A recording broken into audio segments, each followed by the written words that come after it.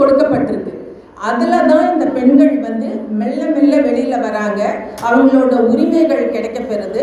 அதுக்கப்புறம் இதை வந்து எல்லா நாட்டிலையும் சேர்ந்து வந்து சர்வதேச பெண்கள் தினம் மார்ச் 8ஆம் தேதி சர்வதேச பெண்கள் தினமாக கொண்டாடணும்னு முடிவு பண்ணுறாங்க. அதில் தான் வந்து பல நாடுகள் வந்து இன்றைக்கி விடுமுறை கூட விட்டுருக்காங்க. பல நாட்களில் முக்கியத்துவம் கொடுத்து நம்ம நாட்டில் வந்து இந்த நாள் முக்கியமாக உழைக்கக்கூடிய நாளாக நம்ம எடுத்துக்கணும் அப்படிங்கிற ஒரு கருத்தாக்கத்தில் இன்றைக்கி நம்ம ஏதாவது புதிய திட்டமிடல்கள் செய்யணும் பெண்களுக்காக அப்படிங்கிற பல கருத்தாக்கங்கள்லாம் வந்துட்டு இருக்கு. அப்போது அந்த நிலைமையில் வந்து ஒரு சர்வதேச மகளிர் தினம்னா பல நூற்றாண்டுகள், ஒரு நாள் 2 நாள் இல்லை, 15ஆம் நூற்றாண்டுலேருந்து 19ஆம் 400 ஆண்டுகள் கிட்டத்தட்ட போராடி நமக்கு இந்த என்ன கிடைச்சிருக்கு, இந்த உரிமை, பெண்ணுங்கிற ஈக்வாலிட்டி, அதாவது ஆண்களுக்கு சமமாக எங்களுக்கும் எல்லா உரிமையும் உண்டு அப்படிங்கிற ஒரு உரிமை கிடைச்சது நம்மளுக்கு இப்போ ஒரு 400 ஆண்டுகளுக்கு மேற்பட்ட போராட்டத்துக்கு பிறகு. அப்போ இப்படி நம்ம சிரமப்பட்டு கிடைச்ச வந்து ஒரு இந்த ஒரு நிலைமையை வந்து நம்ம எப்படி தக்க வச்சுக்கிறது, எப்படி நாம் வந்துட்டு இதை வந்து நம்ம வாழ்க்கைக்கு பயன்படுத்திக்கிறது. அப்போது இதுக்காக நம்ம என்ன பண்ணணும், வெற்றி நமக்கு எப்படி கிடைக்கும்? விவேகானந்தர் என்ன சொல்கிறாருன்னா, நம்ம எண்ணங்கள் தான் வலிமை. நீங்கள் வலிமையான ஒரு தீவிரமான எண்ணங்கள் உங்ககிட்ட இருந்தால் அதனோட சக்தி வந்து உங்களுக்கு அதை சாதிக்கக்கூடிய வலிமையை கொடுக்கும்னு விவேகானந்தர் சொல்கிறார். அப்போது உங்கள் எண்ணங்கள் வந்து உயர்வான எண்ணங்கள், உள்ளுவதெல்லாம் உயர் உள்ளல், திண்ணினின் திண்மை மற்றது திண்ணினின் திண்மை அப்படிங்கிற ஒரு திருக்குறள், அருமையான திருக்குறள் அது. அதை பாருங்க கட்டாயம். அந்த திருக்குறளில் வந்து என்ன சொல்கிறார் வள்ளுவர், நீங்கள் எல்லாரும் வந்து உயர்ந்த எண்ணங்கள் மட்டும்தான் நமக்கு முக்கியம், அந்த உயர்ந்த எண்ணங்கள் தான் நம்மளை வந்து சரியான இடத்துக்கு கொண்டு போகும். பாரதி என்ன சொல்லுவான், பெரிதினும் பெரிது கேள்னு சொல்லுவான்.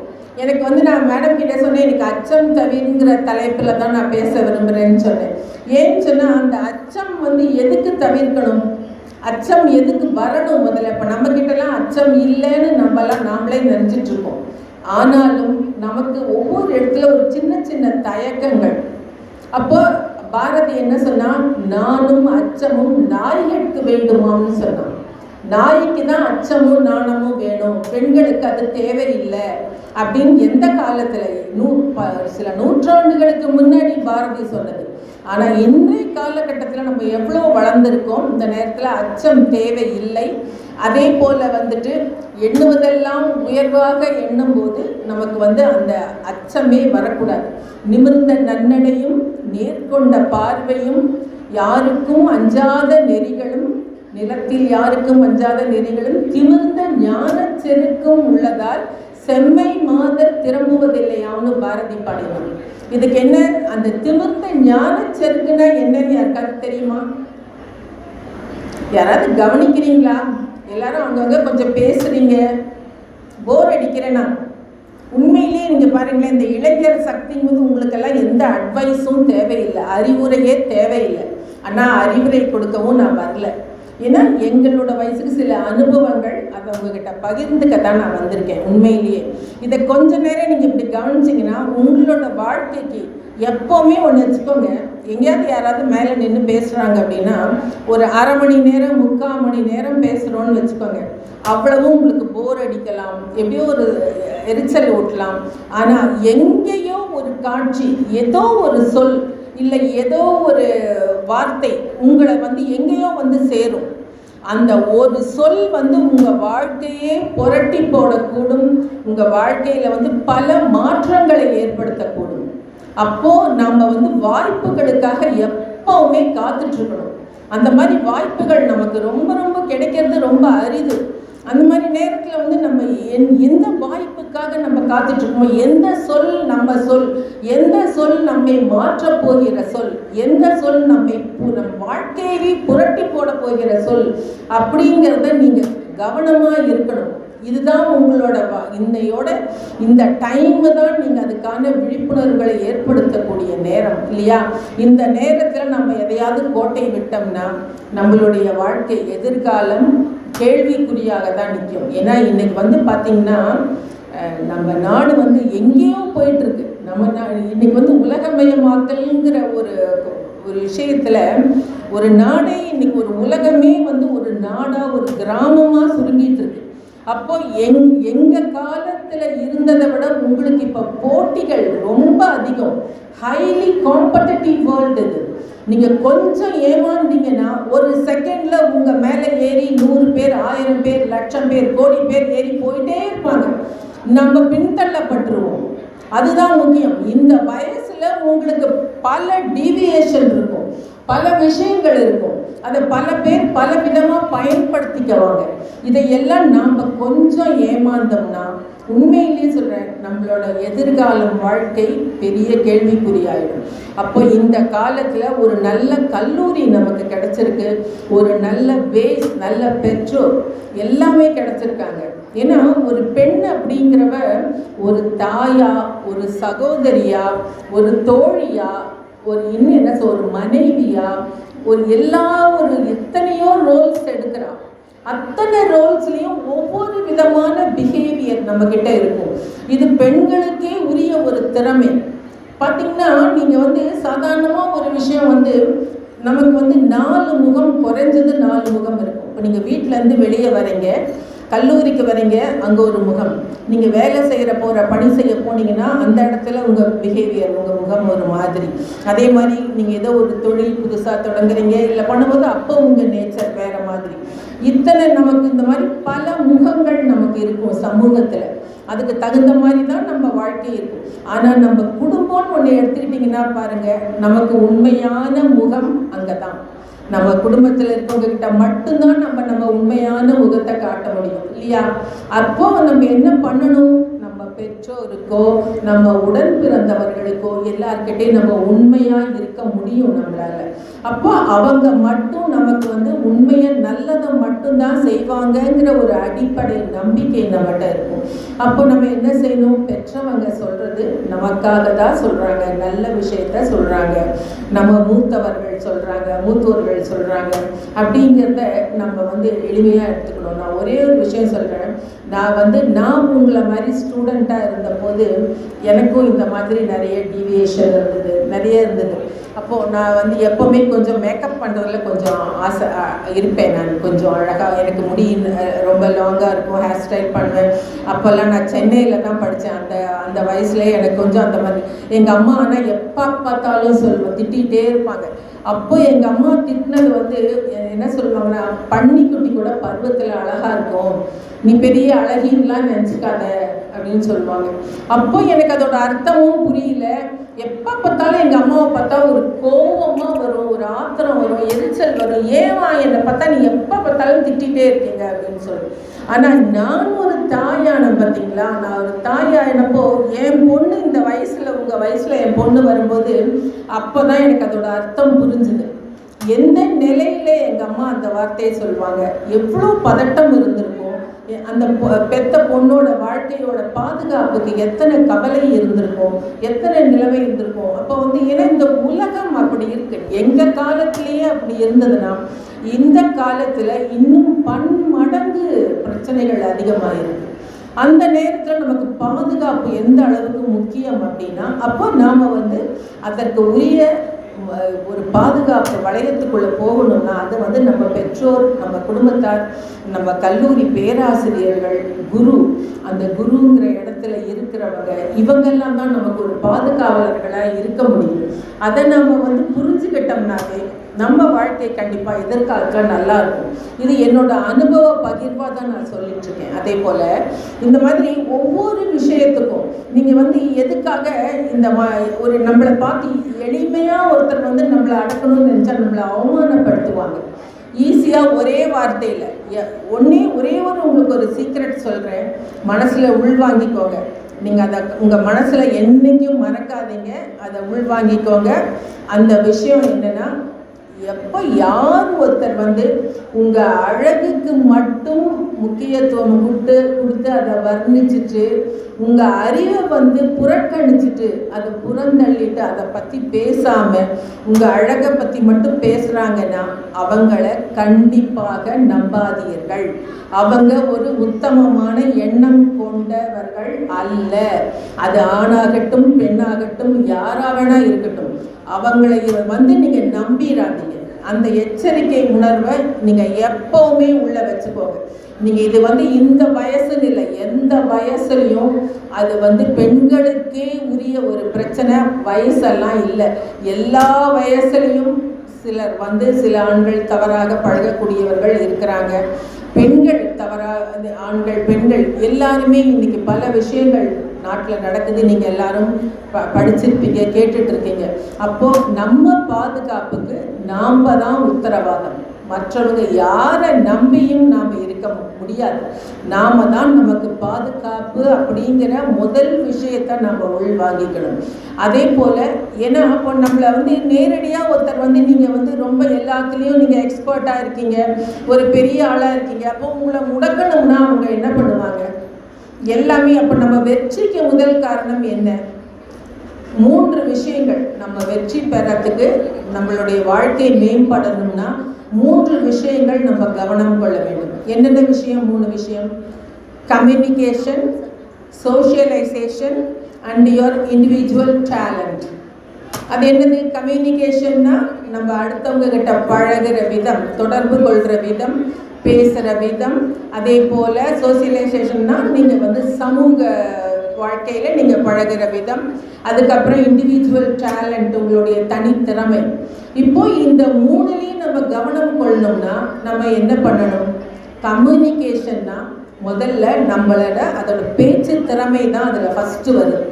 இப்போ நீங்கள் ஒரு விஷயத்தில் நீங்கள் வெற்றி அடையணும்னா அப்போ நீங்கள் என்ன பண்ணணும்? ஒருத்தரை போய் தொடர்பு, தனி ஆளாக இருந்து என்றைக்கும் நம்ம எதையும் சாதிக்க முடியாது. ஒன்றா ஒரு குழுவாக அமைச்சு பண்ணணும். இல்லை ஏதாவது ஒரு விஷயத்தில் யாரோட தொடர்போ இருந்தால் தான் நம்ம வாழ்க்கையில் அடுத்த கட்டத்துக்கு போக முடியும், வெற்றி பெற முடியும். அப்போ நம்ம என்ன பண்ணணும்? அந்த தொடர்பு கொள்றதுக்கு நம்ம என்ன பண்ணணும்? கம்யூனிகேஷன் நம்மளுக்கு எப்படி இருக்கணும்? சிம்பிள், ரொம்ப சிம்பிள். நீங்கள் உங்களுக்கு எவ்வளவோ வந்து கருத்து வேறுபாடு இருக்கலாம், உங்களுக்கு வந்து ஒரு கசப்பான உணர்வு இருக்கலாம் ஒருத்தரை பார்க்கும்போது, இல்லை ஒரு தவறான சூழ்நிலையை அங்கே ஏற்படுத்தக்கூடியதாக இருக்கலாம். அந்த மாதிரி நேரத்தில் நீங்கள் வந்து உங்களோட வெறுப்பையோ உங்களோட கோபத்தையோ நேரடியாக வெளிக்காட்டாமல் அதை அமைதியாக எப்படி நீங்கள் வந்து அதை டீல் பண்ணுறீங்களோ அதில் தான் உங்கள் வெற்றி இருக்குது. நேரடியாக நீங்கள் வந்து அவங்கள வந்து அட்டாக் பண்ணும்போதோ இல்லை அவங்கள வந்து நீங்கள் ஒரு சண்டை பண்ணும்போதோ திரும்ப திரும்ப அந்த பிரச்சனைகள் வளர்ந்துட்டே தான் போகும். அப்போது நம்ம அந்த சொற்களை தேர்ந்தெடுத்து சொல்கிறது. நான் இன்னொரு விஷயம் சொல்கிறேன் பாருங்கள். நீங்கள் அந்த சொற்கள் தேர்வுன்னு சொல்லும்போது நம்ம வந்து பொதுவாக வீட்டில் நம்ம பேசும்போது நான், என்னோடது, நீ, உன்னோடது இப்படியெல்லாம் பேசுகிறோம் பார்த்தீங்களா? அதை விட்டுட்டு எப்போவுமே இங்கே ஒரு பழக்கம் வச்சுக்கோங்க. நாம், நமது அப்படிங்க.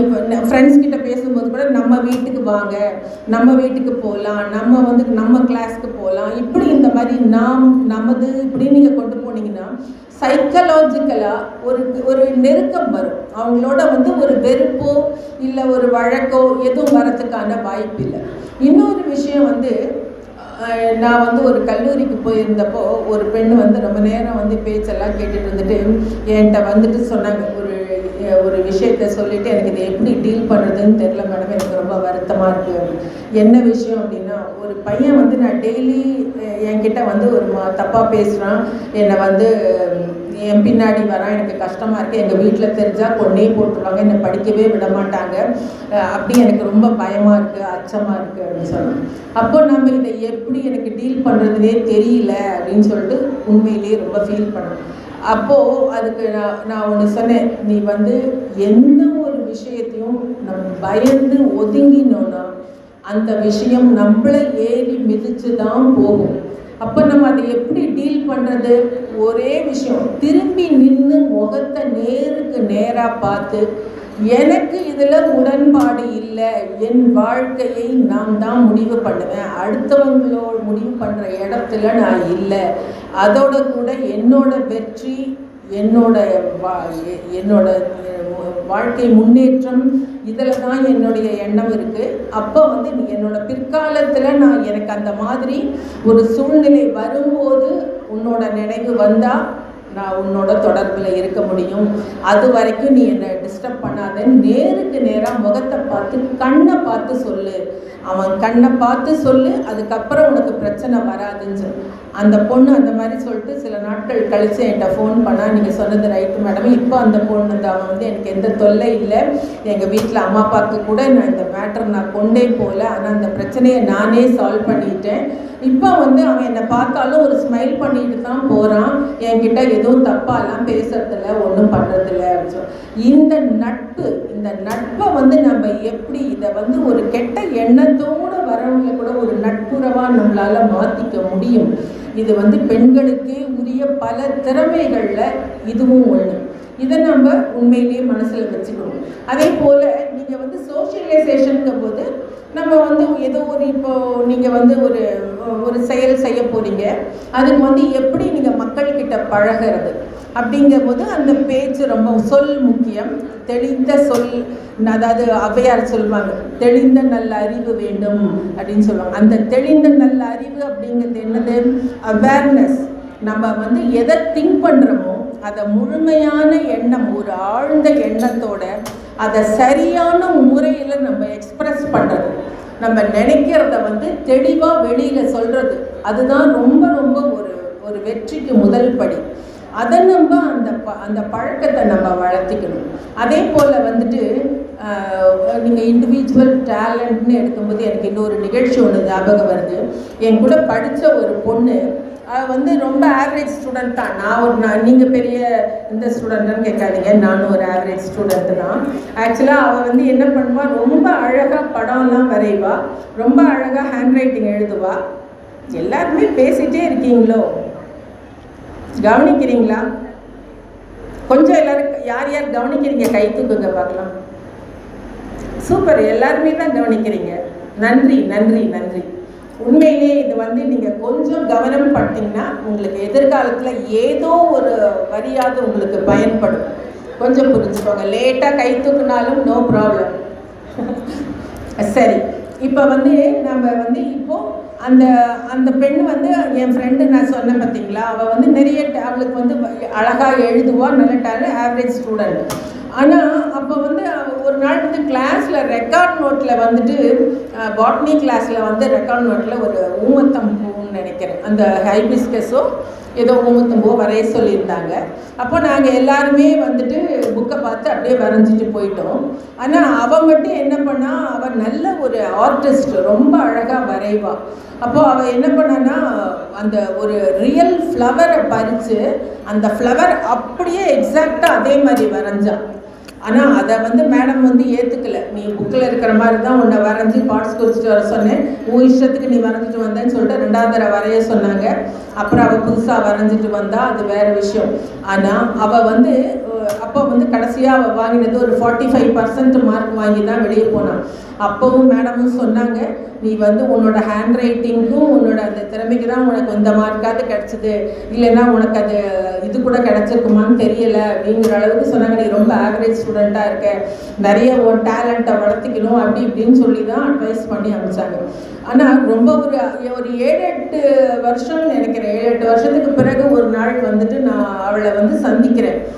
எங்கேயோ ஒரு ஏர்போர்ட்லேயோ ரயில்வே ஸ்டேஷன்லேயோ எங்கேயோ சந்தித்தேன். அப்போது எனக்கு உண்மையிலேயே ரொம்ப ரொம்ப ஆச்சரியமாக இருந்தது. அவள் வந்து ஒரு பெரிய அட்வர்டைஸ்மெண்ட் கம்பெனியில் ஒரு டிசைனராக ஒரு எக்ஸிக்யூட்டிவ் போஸ்டில் இருக்கா. ஆக்சுவலாக எனக்கு என் கூட படித்த வந்து மற்ற நம்பர் 1ல் படித்த ஸ்டூடெண்ட் எல்லாம் கூட அவள் அளவுக்கு பெரிய போஸ்டில் இல்லை, எக்ஸிக்யூட்டிவ் தான் இருக்கா. அப்படின்னா எனக்கு ஏன்னா இதுக்கு என்ன நான் சொல்ல வரேன் பாருங்கள், வெறும் இந்த மார்க்கும் இந்த படிப்பும் நம்மளை வழி நடத்துறது இல்லை, நம்மளோட இண்டிவிஜுவல் டேலண்ட் இருக்குது பார்த்தீங்களா, அதை வந்து நம்ம எப்படி எக்ஸ்போஸ் பண்ணுறோம், அதுதான் நம்மக்கிட்ட என்ன திறமை இருக்குது அதை கண்டுபிடிக்கணும். முதல்ல நம்மக்கிட்ட இண்டிவிஜுவலாக என்ன டேலண்ட் இருக்குதுன்னு கண்டுபிடிச்சி அதை வச்சு நம்ம அதில் டெவலப் பண்ண பார்க்கணும். ஒரு சிலருக்கு இந்த மாதிரி வரைகிற டேலண்ட் இருக்கலாம், ஒரு சிலருக்கு நீங்கள் பார்த்தீங்கன்னா இந்த மாதிரி பிஸ்னஸில் இன்ட்ரெஸ்ட் இருக்கலாம், ஒரு சிலருக்கு வந்து நம்ம இந்த லெக்சரிங் சைடில் போகிறதுக்கு ஆசைப்படலாம். என்ன டேலண்ட் நம்மகிட்ட இருக்குது, நம்மக்கிட்ட என்ன வந்து ஆர்வம், நம்மளுக்கு அதிகமான ஆர்வம் எதில் இருக்குது, அதை கண்டுபிடிச்சோம்னாவே நமக்கு முதல் வெற்றி. அப்போ அதில் நம்ம ஃபுல் ஃபோக்கஸ் பண்ணிவிட்டு அதில் நம்ம முழுமையான ஒரு அதில் நம்மளோட ஈடுபாடு இருந்ததுனாவே அதில் நம்ம வெற்றிக்கு அடுத்த படிக்கு போகிறதுல சிரமமே இல்லை. இதுதான் வந்து பேசிக், நம்ம வெற்றிக்கு, நம்ம சக்ஸஸ்ஃபுல் லைஃபுக்கு இது பேசிக். நீங்கள் இது வந்து வாழ்க்கைக்கும் கூட நிறைய இடத்துல இது பொருந்தும் பாருங்கள். வாழ்க்கையில் கூட நீங்கள் வந்துட்டு உங்களால் என்ன முடியுதோ அதை வெளிப்படையாக நம்ம பேசணும். ஒரு கணவனாகட்டும், இல்லை நம்ம சகோதரனாகட்டும், அப்பாவாகட்டும், அம்மாவாகட்டும், யாராக வேணால் இருக்கட்டும், ஓப்பனாக வெளிப்படையாக அவங்க நம்ம மனசில் என்ன இருக்குது, இதுதான் என்னால் முடியும், இது முடியாது அப்படிங்கிறதுல நம்ம தெளிவாக இருக்கணும். முதல்ல அந்த தெளிவு நமக்கு வந்தாவே நம்ம வந்து இதை வந்து ஈஸியாக ஓவர் கம் பண்ண முடியும். அதே போல் சரி, நம்ம இவ்வளோ திறமையும் நம்மளுக்கு இருக்குது, அப்போ கூட வந்து சில தடைகள் நம்மளுக்கு வருது இல்லையா?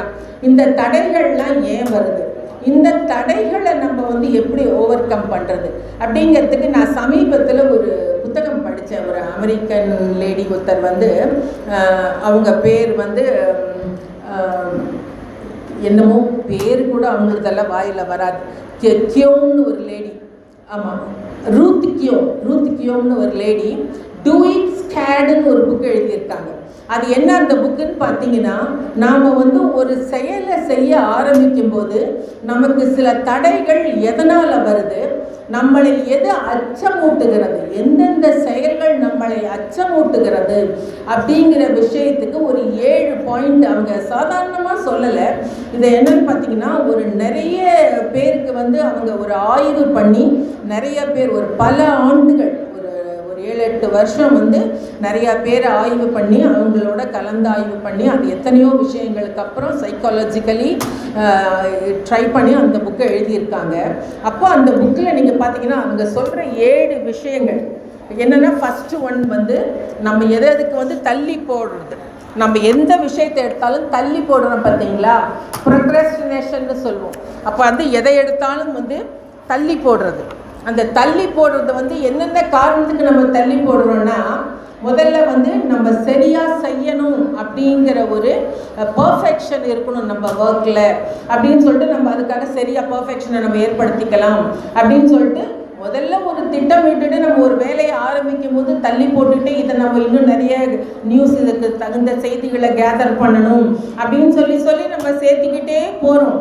அப்போ அதுக்கு வந்து தள்ளி போட்டுக்கிட்டே போகும்போது அது நாளடைவில் அந்த தள்ளி போடுறதுங்கிற அச்சம் வந்து அந்த பணியவே நம்மளுக்கு நிறுத்தக்கூடிய வாய்ப்பு வந்துடும். அப்போ ஒரு கட்டத்துக்கு மேலே ரொம்ப தள்ளி போட்டோம்னா நம்ம ஆரம்பித்தப்போ இருந்த ஒரு இன்ட்ரெஸ்ட் தொடர்ந்து இருக்குமா? யோசிச்சு பாருங்க. சரி அப்புறம் பார்க்கலான்னு போயிடும், வாழ்க்கையே போயிடும். அப்போ இந்த தள்ளி போடுற விஷயத்தை முதல்ல கட்டாயமாக நிறுத்தணும். எப்படியாவது ஒன்று ஆரம்பிக்கிறோம், இந்த டைமில் ஆரம்பிக்கிறோம்னு நம்ம முடிவு பண்ணிட்டோம்னா, ஒன்று சிம்பிள் ரெசல்யூஷன். ஒவ்வொரு நியூ இயர்க்கு ரெசல்யூஷன் எடுப்போம் பார்த்தீங்களா, இதில் எப்போவுமே நம்ம பண்ணுவோம், இந்த மாதிரி தான் பண்ணுவோம். நிறைய புக்ஸ், ஒரு நாளைக்கு ஒரு புக்கு படிச்சுட்டு தான் நான் படுப்பேன், ஒரு 10 pages ஆகுது நல்ல புக்காக படிச்சுட்டு தான் நான் தூங்க போவேன்னு சொல்லுவோம். இல்லை வாக் பண்ணுறது, இல்லை நம்ம வந்து ஜிம்முக்கு போகிறது, எக்ஸசைஸ் பண்ணுறது, இப்படி ஏதாவது ஒரு நம்ம ரெசல்யூஷன் பண்ணுவோம். ஆனால் அதை நம்ம தொடர்ந்து கடைபிடிக்க மாட்டோம். சரி நாளையிலேருந்து போகலாம் அப்படின்னு சொல்லி தள்ளி போட்டுகிட்டே போவோம். அந்த தள்ளி போடுதல் கட்டாயமாக இருக்கக்கூடாது. அது ஒரு பெரிய நமக்கு ஒரு அச்சுறுத்தல். அந்த அச்சுறுத்தலை நம்ம மீண்டு வரணும். First point. செகண்ட் பாயிண்ட் என்னன்னு பார்த்தீங்கன்னா, பீப்புள் ப்ளீசர்னு சொல்கிறாங்க. பீப்புள் ப்ளீசர்னா என்ன? மற்றவர்களை திருப்திப்படுத்துதல். நீங்கள் வந்து மக்களை வந்து திருப்திப்படுத்துறது, மற்றவங்களை, அதுக்காக நம்ம ஒரு வேலை செய்யறது. இப்போ நீங்கள் ஒரு செயல்பாடு நீங்கள் ஒன்று ஆரம்பிக்கிறீங்கன்னா, அவங்க என்ன சொல்லுவாங்க, இவங்க என்ன சொல்லுவாங்க, இது தப்பாக போயிடுமோ, இது அப்படி சொல்லிடுவாங்களோ, அவங்க ஏதாவது நம்மளை பற்றி ஏதாவது கமெண்ட் பண்ணிடுவாங்களோ, அப்படியெல்லாம் நம்ம வந்து நினச்சிக்கிட்டு அந்த ஒரு அச்சத்தில் நம்ம அந்த வேலையை செய்யாமல் இருப்போம். அதுவும் ரொம்ப தப்பு. பீப்புள் ப்ளீஸருங்கிற வேலையை நம்ம அச்சப்படக்கூடாது. அதுக்கு யார் வேணால் என்ன வேணால் சொல்லிட்டு போகிறாங்க, தூக்கி போட்டுட்டு நம்ம வேலையை நம்ம பார்க்குறோம், நம்ம முன்னேற்றத்தில் நம்ம கான்சென்ட்ரேட் பண்ணுறோம். அப்படி தான் நம்ம யோசிக்கணும். அடுத்தது பார்த்தீங்கன்னா ரூல் ஃபாலோயர். சில பேர் நீங்கள் பார்த்தீங்கன்னா எல்லா காரியமும் தானாக செய்ய மாட்டாங்க. மெல்ல மெல்ல அவங்களுக்கு அப்படி யாராவது ஒருத்தர் பின்னாடி தட்டி விட்டுக்கிட்டே இருக்கணும், நீ இதை பண்ணுன்னு சொல்லிகிட்டே இருக்கணும், அப்போ கட்டாயப்படுத்தணும், அப்போ தான் செய்வாங்க. இந்த மாதிரி நேரத்தில் இந்த ரூல் ஃபாலோயர்ஸ் எப்போவுமே என்ன பண்ணுவாங்க, ஒரு அடிமைத்தனமாட்டம் தான் இருக்கும் அவங்களுக்கு. அப்பாவோ அம்மாவோ சொல்கிறத கேட்டால் தான் அவங்களுக்கு ஒரு காரியம் பண்ண முடியும். இல்லை யாராவது ஃப்ரெண்ட்ஸ் அவங்கள என்கரேஜ் பண்ணிகிட்டே இருக்கணும்.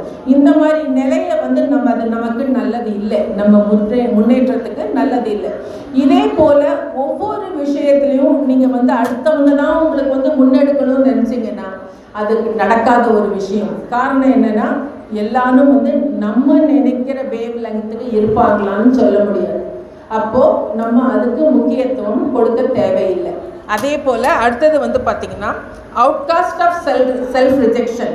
அதாவது புறக்கணிப்பு, என்னோட செல்ஃப் ரிஜெக்ஷன், நானே என்னை புறக்கணிக்கிறது. அது என்னென்னா, அந்த புறக்கணிப்புங்கிறது நமக்கு ஒரு பெரிய ஒரு வேதனையை கொடுக்கக்கூடிய ஒரு விஷயம். அதை நீங்கள் அதிகமாக திங்க் பண்ண நீங்களே உங்களை ரிஜெக்ஷன் பண்ணுறீங்க அப்படின்னா அப்போ உங்களுக்கு எப்படி அந்த நம்பிக்கை வரும்? அந்த நம்பிக்கை வராமல் போயிடும். அந்த மாதிரி ஒரு அச்சம் ஏற்படும். ஏதாவது ஒரு புதிய விஷயம் செய்யும் போது அது போல் ஒரு அச்சத்தையும் நீங்கள் ஓவர் கம் பண்ண வேண்டியது இருக்கும்.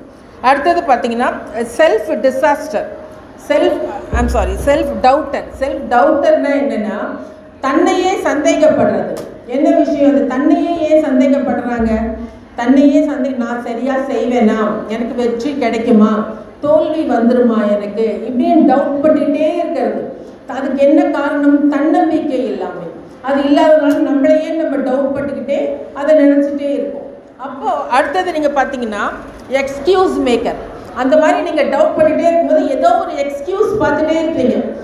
சரி, நம்ம இது சரியாக வராது, நாம் ஏன் இதில் முன்னெடுக்கணும், இந்த வேலையை முன்னெடுத்தோம்னா தப்பாக தான் போகும், இப்படியே யோசிச்சு ஏதோ ஒரு எக்ஸ்கியூஸ், நொண்டி சாக்குன்னு சொல்லுவோம் பார்த்தீங்களா, அந்த மாதிரி நொண்டி சாக்கை நாமளே ஒன்று உருவாக்கிட்டு இருக்கோம்.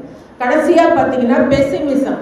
அந்த பெசிமிஸ்ட் அப்படிங்கிறதுக்கு என்னென்னா, ஒரு அவநம்பிக்கை.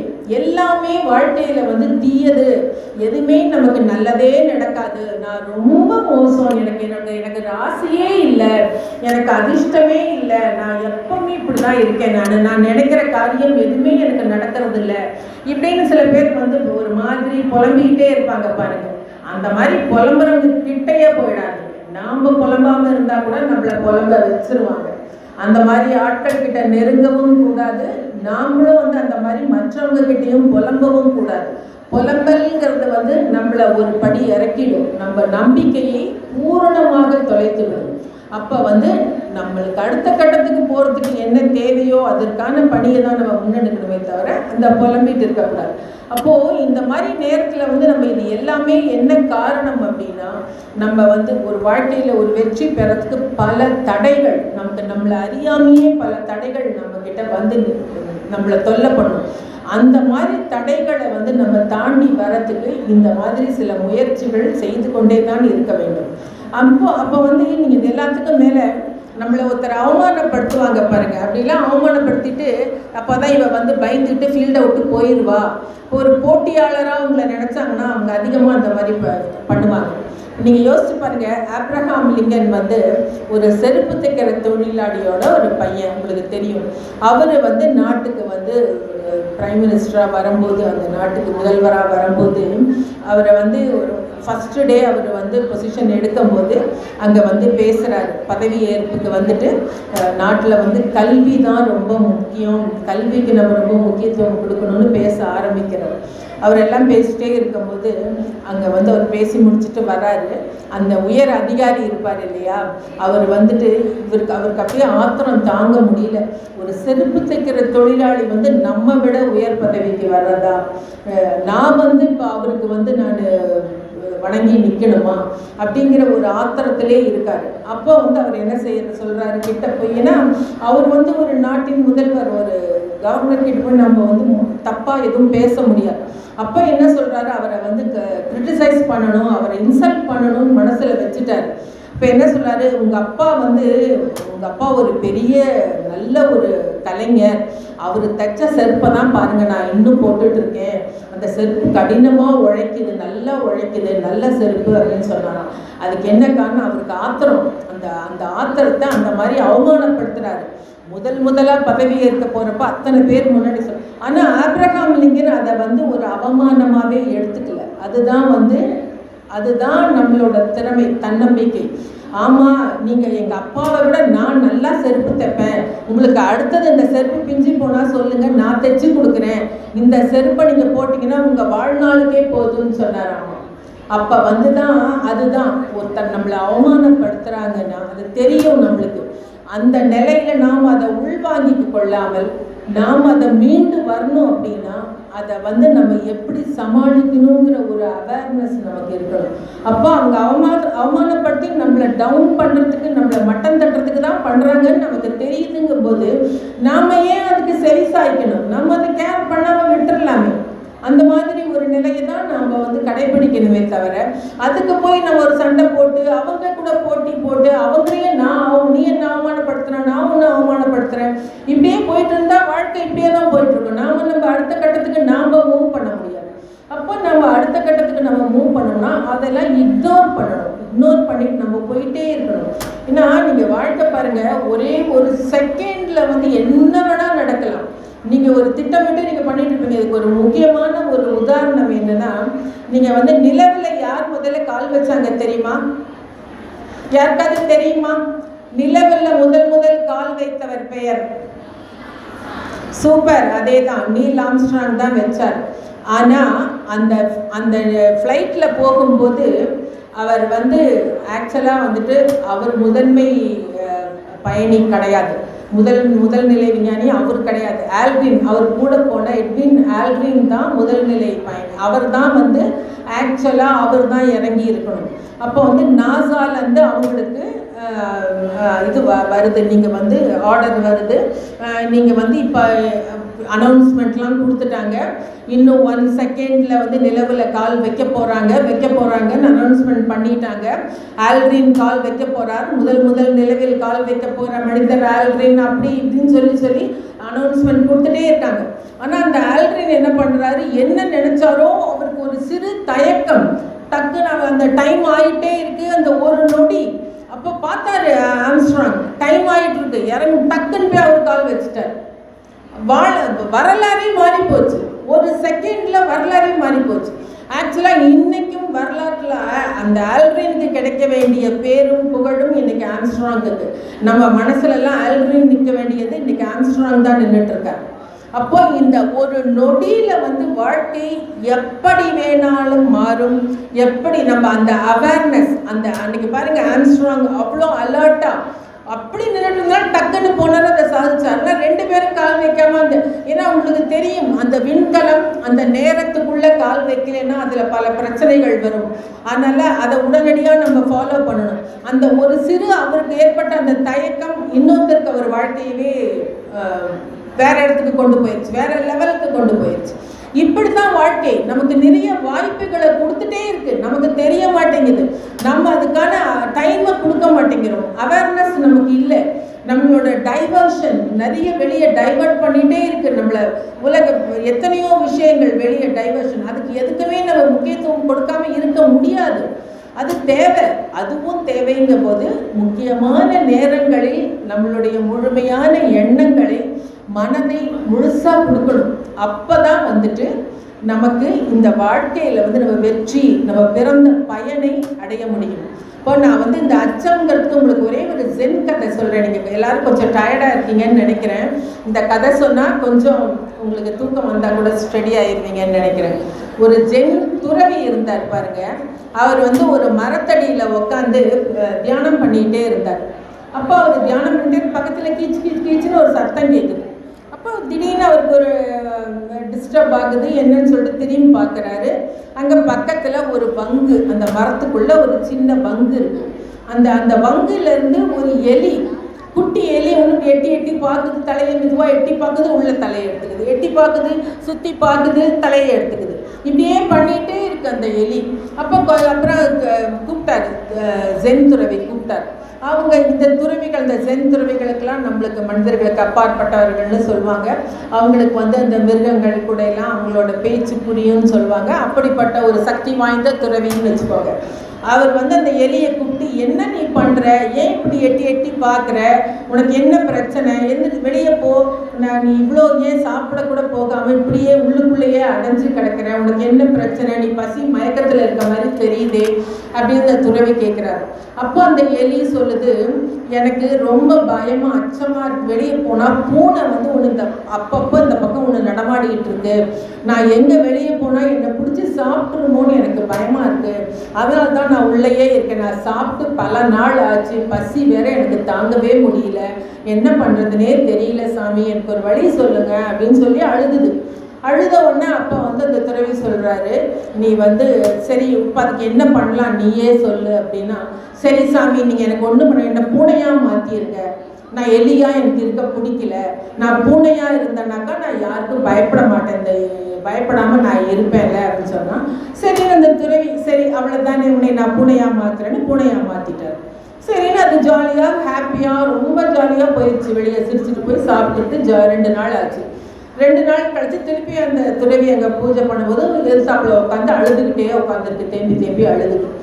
ஏன் நீ அழுகிற, எதனால் இப்போ தானே நீ கேட்ட மாதிரி தான் உன்னை பூனையாக மாற்றிட்டேன், நீ சந்தோஷமாக இருக்க வேண்டியது தானே, இன்னும் ஏன் அழுதுட்டு இருக்க அப்படின்னு சொல்லிச்சு. உடனே இல்லை சாமி, நான் வந்து சந்தோஷமாக தான் இருந்தேன் 2 நாளாக, ஆனால் இந்த காட்டுக்குள்ளெல்லாம் போய் சுற்றி பார்க்கலான்னு காட்டுக்கெல்லாம் போனால் அங்கே வந்து ஒரு சிங்கம் வந்து என்னைய பயங்கரமாக துரத்துது, எனக்கு அந்த சிங்கத்தை பார்த்தாவே பயமாக இருக்குது, நான் என்ன தான் பண்ணுறது, அதனால் எனக்கு அந்த சிங்கமெல்லாம் நான் என்னைய சிங்கமாக மாற்றியிருக்கேன், நான் எப்போவுமே பயப்பட மாட்டேன் அப்படின்னு சொன்ன உடனே அந்த துறவிக்கு சிரிப்பு வருது. சரி அவ்வளோதானே, உன்னை சிங்கமாக மாற்றுறேன்னு சிங்கமாக மாற்றிட்டார். சரி திருப்பி போச்சு. 2 நாள் கழிச்சு வந்தது திரும்ப. அதே மாதிரி வந்து உட்காந்து அழுதுட்டு, என்ன நீ ஒரு காட்டுக்கே நீ ராஜா, உன்னை சிங்கமாக மாற்றணும்னு சொன்னேன், மாற்றிட்டேன், இப்போ எதுக்கு நீ இன்னும் அழுதுட்ருக்க அப்படின்னு கேட்குறாரு. அப்போ அது சொல்லுது, இல்லை நான் வந்து சிங்கமாக தான் இருக்கேன், ஆனாலும் சில மனுஷ பயலுங்க வரானுங்க, அவனுங்க வந்து என்னை எங்கேயோ சர்க்கஸ்க்கு என்னைய தூக்கிட்டு போகிறானுங்களாமா, அவனுங்க பேசிகிட்டு இருந்தானுங்க, எனக்கு அதனால் கையில் என்னென்னமோ வலையெல்லாம் வச்சுருக்கானுங்க, என்னமோ துப்பாக்கியெல்லாம் வச்சுருக்கானுங்க, எனக்கு ரொம்ப பயமாக இருக்குது சாமி, அதனால் எனக்கு வேண்டாம், இந்த சிங்கம் வேணாம், நான் வந்து மனுஷனாக என்னை மாற்றிருங்க, நான் மனுஷனாக இருந்தால் என்னை யாரும் ஒன்றுமே பண்ண முடியாதுல்ல அப்படின்னு சொல்லிச்சோம். அப்போ தான் துறவி சிரிச்சுட்டு சொன்னாராம், இங்கே பாரு, நீ வந்து நீ எதுவாக இருக்கிறங்கிறது பிரச்சனை இல்லை, உன் மனசுல இருக்கிறது பயம், நீ எந்த உருவம் வந்தாலும் இந்த பயம் தான் உன்னை, அந்த அச்சம் தான் உன்னை வந்து எதுவுமே உன்னை பண்ண முடியாமல் உன்னைய வந்து முடக்கி போடுது. அப்போ நீ இந்த உருவத்துல ஒண்ணுமே இல்லை, உன் மனசுல தான் இருக்கு, உன்னைய ஒரு சிங்கமா மாத்தினா கூட உன்னை விட்டு அந்த அச்சம் போக மாட்டேங்குது. அப்போ உன்னோட பிரச்சனை என்ன, உன்னோட எண்ணத்துல மாற்றம் வேணும், நீ வந்து உன்னோட மனசை மாத்திக்கணும், அந்த அச்சத்தை விட்டு வெளியே வரணும், அப்பதான் நீ வந்து இந்த உன்னோட நீ வாழ்க்கையில நிம்மதியா இருக்க முடியும்னு சொல்ற. அப்போ இந்த மாதிரி நிலைமையில தான் ஒவ்வொருத்தரோட வாழ்க்கையும் இருக்கு. நாம எதையோ கண்டு எதையோ தேவையில்லாத அச்சம், தேவையில்லாத ஒரு ஒரு வெட்கம், ஒரு தயக்கம், இதையெல்லாம் வளர்த்திட்டு தான் நம்ம வந்து நம்மளோட அன்றாட வாழ்க்கை, அடிப்படையான வாழ்க்கையை கூட வாழ முடியாம பலர் கஷ்டப்படுறோம். அப்போ இதுக்கு எல்லாம் காரணம் என்ன, நம்ம கிட்ட இருக்கிற விழிப்புணர்வு, நம்ம மனசை வந்து திடமா வச்சுக்கணும், நம்பிக்கை.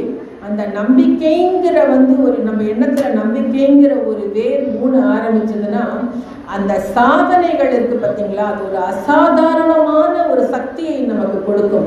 அந்த சக்தி வந்து நம்மளை வந்து பல விஷயங்கள் சாதிக்கக்கூடும் நம்மளால. இப்போ இந்த மாதிரி விஷயங்கள் எல்லாம் நம்ம பண்ணிட்டே இருக்கும் போது தான் நமக்கு வந்து வாழ்க்கையில வந்து பல பல உற்சாகமான நிகழ்வுகள் நம்ம கண் முன்னாடி நடக்கிறத நம்மளால உணர முடியும். நல்ல உணர்வுகள், எண்ணம் தெளிவாக இருக்கும்போது எதிர்காலத்தில் நமக்கு நடக்கக்கூடிய நல்ல உணர்வுகள் கூட நமக்கு தோண ஆரம்பிக்கும். அந்த மாதிரி தோணும்போது சில நல்ல விஷயங்கள் இதை செஞ்சால் நமக்கு வெற்றி கிடைக்குங்கிற சிந்தனைகள் உருவாகும். அந்த நல்ல சிந்தனைகள் உருவாகணும்னா நமக்கு நல்ல செயல்கள், நல்ல எண்ணங்களை உருவாக்கிக்கணும். இதே போல் இன்னும் பல விஷயங்கள் நம்மளை மாற்றிக்கிறதுக்கு என்னென்ன செய்யலாம் அப்படிங்கிறத உட்கார்ந்து நம்ம ஒரு பட்டியல் போட்டோம்னா அந்த பட்டியல் படி நம்ம நடக்க ஆரம்பித்தோம்னாவே நம்மளுக்கு வெற்றி நிச்சயம் இல்லையா? அப்போது இந்த மாதிரி நேரத்தில் நம்ம எல்லா விஷயங்களும் எல்லாரும் சொல்லிட்டு இருக்க முடியாது.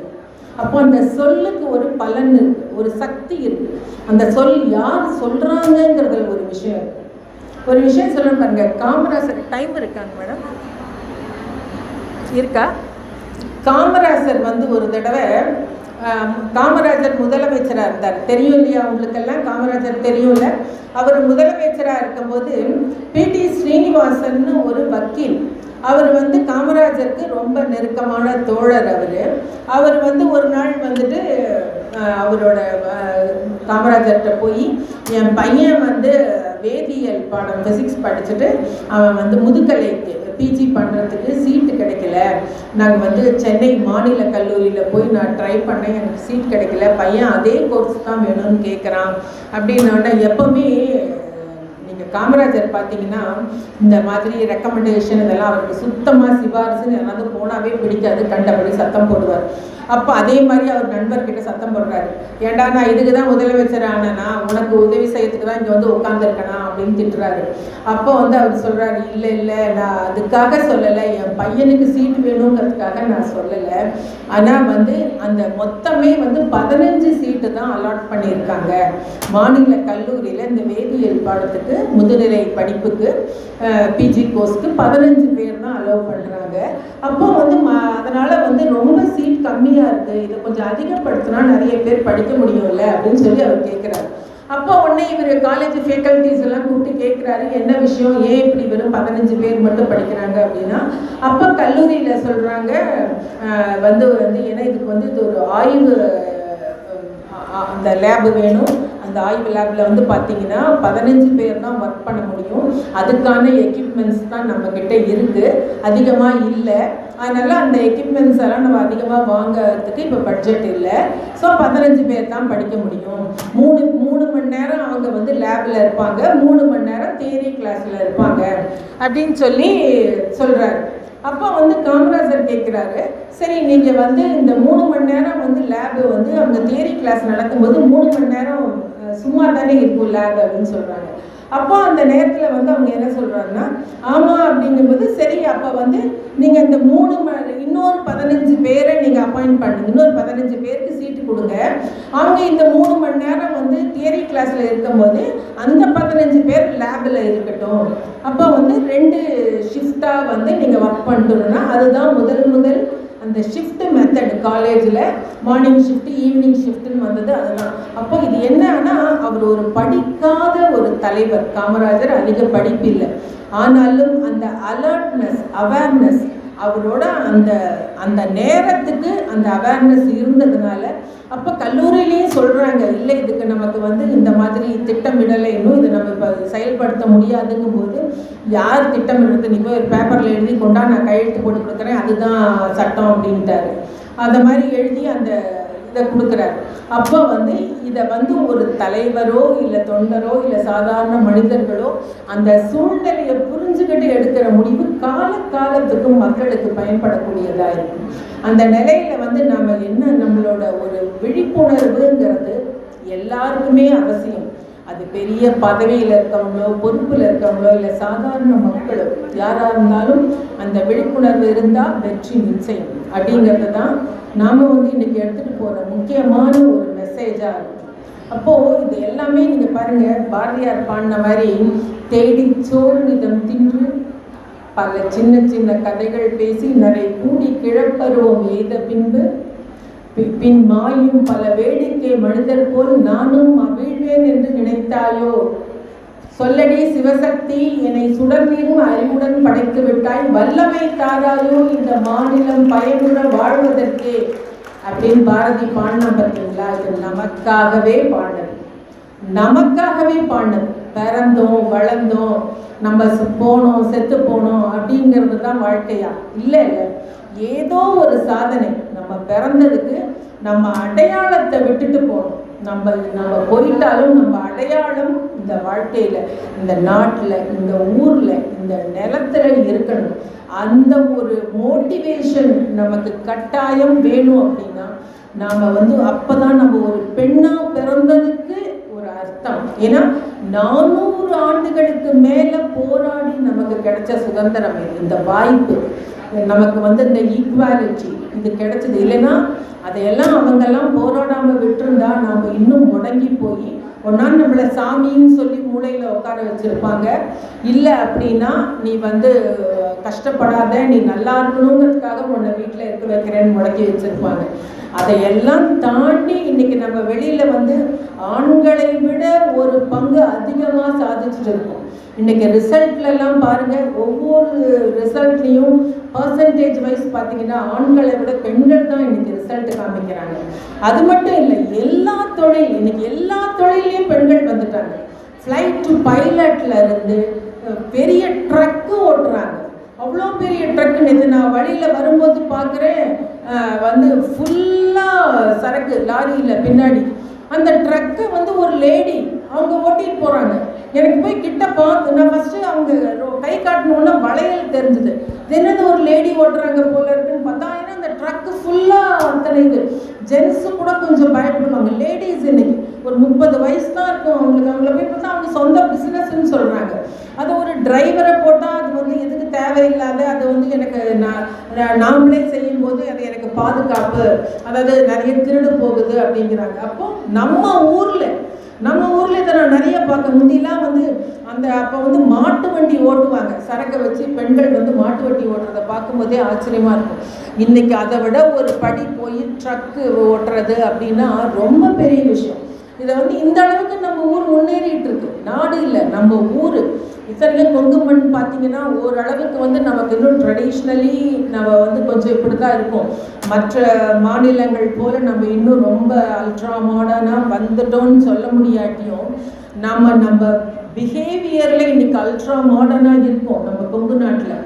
இதை நான் மட்டும் சொல்லலை, பலரும் சொல்கிறாங்க. என்னோட ஆய்வே ஒரு நூல் நான் இதை தான் ஆய்வு பண்ணி எழுதிட்டுருக்கேன். கொங்கு நாட்டு மக்கள் எப்படி இருக்காங்க, கொங்கு நாட்டு பெண்களோட திறமை என்ன, 1ஆம் நூற்றாண்டுலேருந்து இன்னைக்கு வரைக்கும் அதை ஆய்வு பண்ணிட்டுருக்கேன்.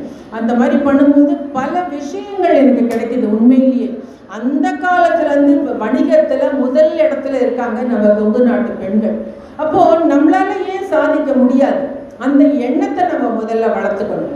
அப்போது இந்த சாதனைங்கிறது நம்ம கையில் தான் இருக்குது இல்லையா? இந்த சாதனையை நம்ம வளர்த்திக்கிட்டே இருந்தோன்னா நம்மளை அறியாமல் ஒரு சக்தி நமக்குள்ளே வரும் பாருங்கள். அந்த சக்தி தான் நம்மளை வழி நடத்தும், நம்மளை சரியான பாதைக்கு கொண்டு போகும். இதையெல்லாம் நம்ம மனசில் வச்சுட்டோன்னா எவ்வளோ பெரிய சாதனையை நம்ம சாதாரணமாக பண்ணிட்டு போகிறோம் இல்லையா? ஆமாவா இல்லையா? உங்களுக்கு யாருக்காவது ஏதாவது கேள்வி இருக்கா? யாராவது உங்களோட கருத்துக்களை சொல்கிறதுக்கு விரும்புகிறீங்களா? இப்போ நான் பேசுகிற விஷயத்தில் எனக்கு இதில் உடன்பாடு இல்லை நான் இதை இப்படி பண்ணால் எனக்கு சரி. யாருக்காவது ஒருத்தருக்கு கருத்து இருக்குதா? ஏதாவது சொல்ல விரும்புகிறீங்களா? எப்போவுமே கேள்வி கேட்டுகிட்டே இருந்தால் தான் நம்மளோட பிரெயின் ஷார்ப்பாக இருக்கும், நம்ம அலர்ட்னஸ் இருக்கும்னு நமக்கே ஒரு உற்சாகம் வரும். அதே போல் நம்ம விழிப்புணர்வு நமக்கு அதிகமாகும். அப்போது அந்த கேள்விகள் அரைஸ் ஆகணும்.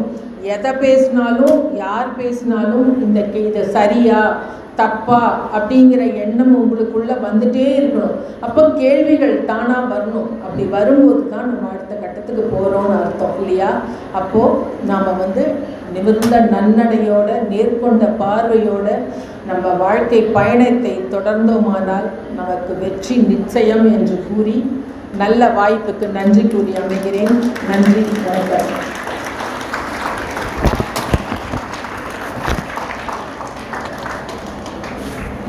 Thank you, ma'am, for your valuable words and your presence. I hope your empowering message serves as a guiding light for shaping a better future. Once again, I thank you. Time தெரியல. Now I kindly request the dignitaries to occupy their respective front row seats. பிள்ளைங்க போர் அடிச்சு ஒத்துக்க மாட்டாங்க. ஒத்துக்க மாட்டாங்க. கீழே போய் எனக்கு இது வேணும். எடுத்துக்கலாம். வாட்டர் பாட்டில் அந்த தண்ணி குடிச்சு பார்த்தீங்களா ஒரு ஸ்மெல் இல்லைங்களா? நீங்கள் குடிச்சு பாருங்க. சரி சரி, கொஞ்சம் பழைய தண்ணி.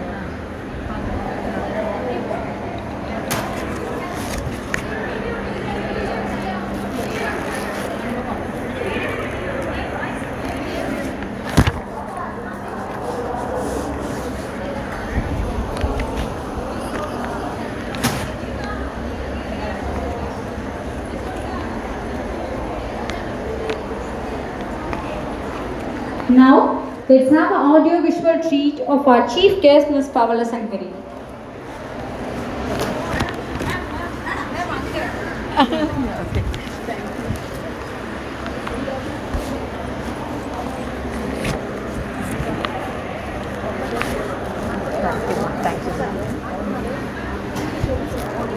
உங்களோட வீடியோ போடுறாங்க.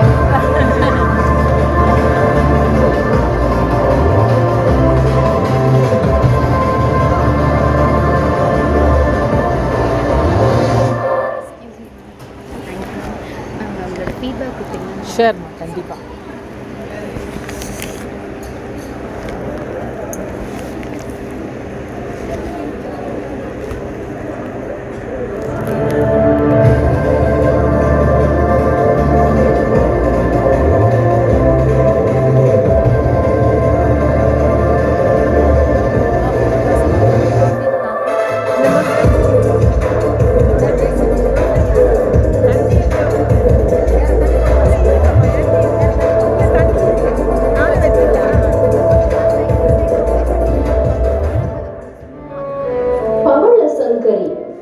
எழுத்தாளர், பத்திரிகையாளர், ஃப்ரீலான்ஸ் ரைட்டர், தமிழ் ஆளுமை,